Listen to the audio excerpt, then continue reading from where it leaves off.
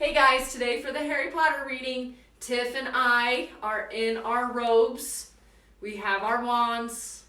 It's going to be awesome. Tiffy has Ginny's wand. I have Dumbledore's wand. Let's give him a spell. Stupefy. You do it. Stupefy. All right, guys, here we go. So we're going to get into Harry Potter and the Prisoner of Azkaban.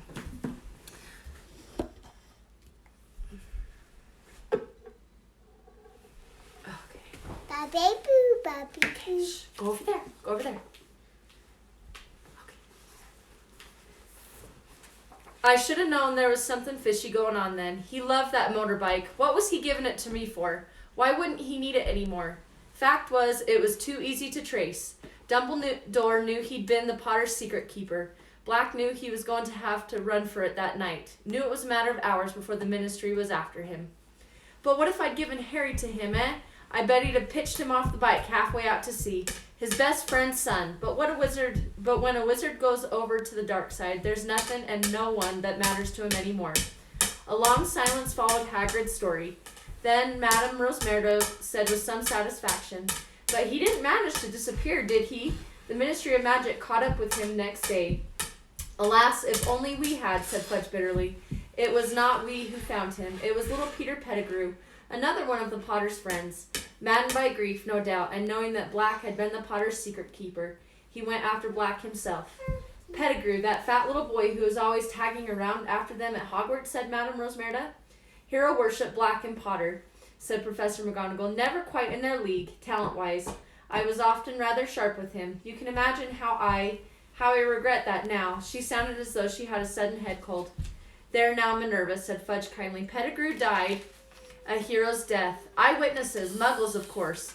We wiped their memories later. Told us how Pettigrew cornered Black.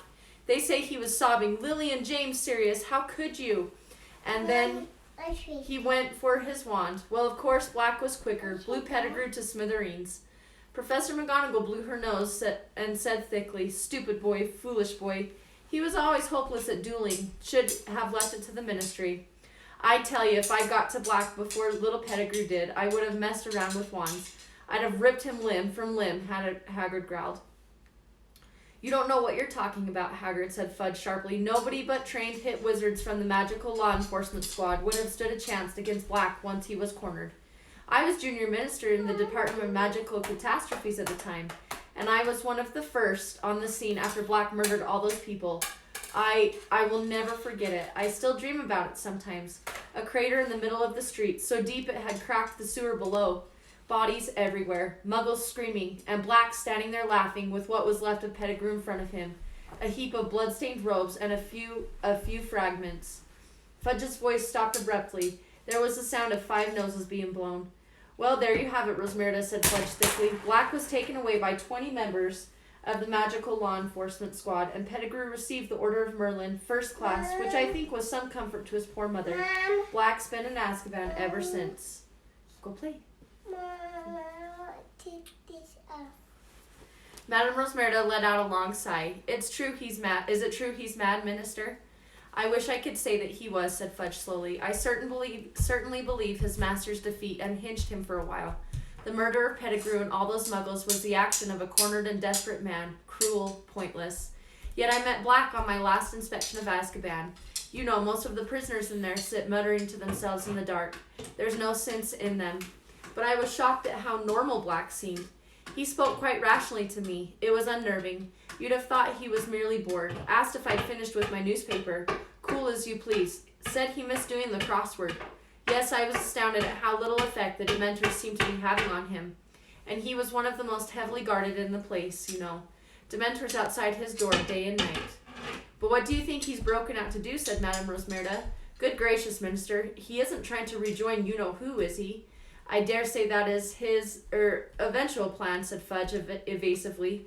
"But we hope to catch Black long before that. I must say you-know-who alone and friendless is one thing, but give him back his most devoted servant, and I shudder to think how quickly he'll rise again."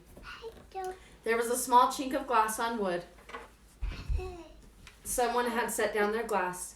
You know, Cornelius, if you're dining with the headmaster, we better head back up to the castle, said Professor McGonagall. One by one, the pairs of feet in front of Harry took the weight of their owners once more.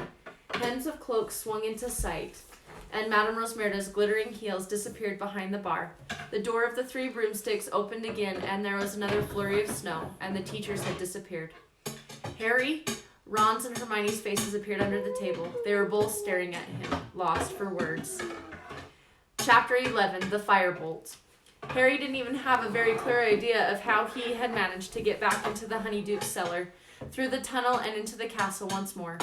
All he knew was that the return trip seemed to take no time at all, and that he hardly noticed what he was doing, because his head was still pounding with the conversation he had just heard. Why had nobody ever told him? Dumbledore, Hagrid, Mr. Weasley, Cornelius Fudge, why hadn't anyone ever mentioned the fact that Harry's parents had died because their best friend had betrayed them? Ron and Hermione watched Harry nervously all through dinner, not daring to talk about what they'd overheard, because Percy was sitting close by them.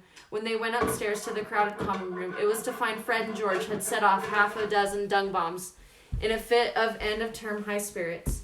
Harry, who didn't want Fred and George asking him whether he'd reached Hogsmeade or not, sneaked quietly up to the empty dormitory and headed straight for his bedside cabinet. He pushed his books aside and quickly found what he was looking for, the leather-bound photo album Hagrid had given him 2 years ago, which was full of wizard pictures of his mother and father. He sat down on his bed, drew the hangings around him, and started turning the pages, searching, until he stopped on a picture of his parents' wedding day. There was his father waving up at him, beaming, the untidy black hair Harry had inherited standing up in all directions. There was his mother, all right, alight with happiness, arm in arm with his dad, and there, that must be him, their best man. Harry had never given him a thought before. If he hadn't known it was the same person, he would never have guessed it was black in this old photograph. His face wasn't sunken and waxy, but handsome and full of laughter. Had he already been working for Voldemort when this picture had been taken? Was he already planning the deaths of the two people next to him? Did he realize he was facing 12 years in Azkaban? 12 years that would make him unrecognizable? But the Dementors don't affect him, Harry thought, staring into the handsome, laughing face. He doesn't have to hear my mom screaming if they get too close.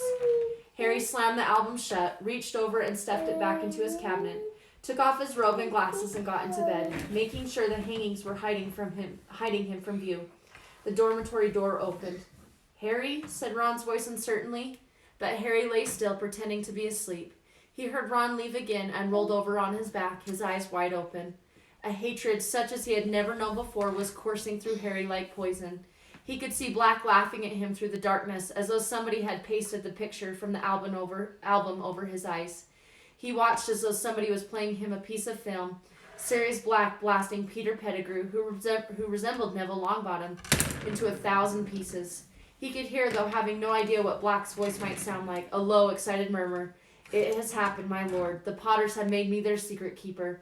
And then came another voice, laughing shrilly, the same laugh that Harry heard inside his head whenever the Dementors drew near. "Harry, you look terrible." Harry hadn't gotten to sleep until daybreak. He had awoken to find the dormitory deserted, dressed and gone down the spiral staircase to a common room that was completely empty except for Ron, who was eating a peppermint toad and massaging his stomach, and Hermione, who had spread her homework over 3 tables. "Where is everyone?" said Harry. "Gone. It's the first day of the holidays, remember?" said Ron, watching Harry closely. "It's nearly lunchtime. I was going to come and wake you up in a minute." Harry slumped into a chair next to the fire. Snow was still falling outside the windows. Crookshanks was spread out in front of the fire like a large ginger rug. All right, guys, I hope you enjoyed it today. We'll see you tomorrow. I'll have a different wand ready for you, so be watching for that. See you guys.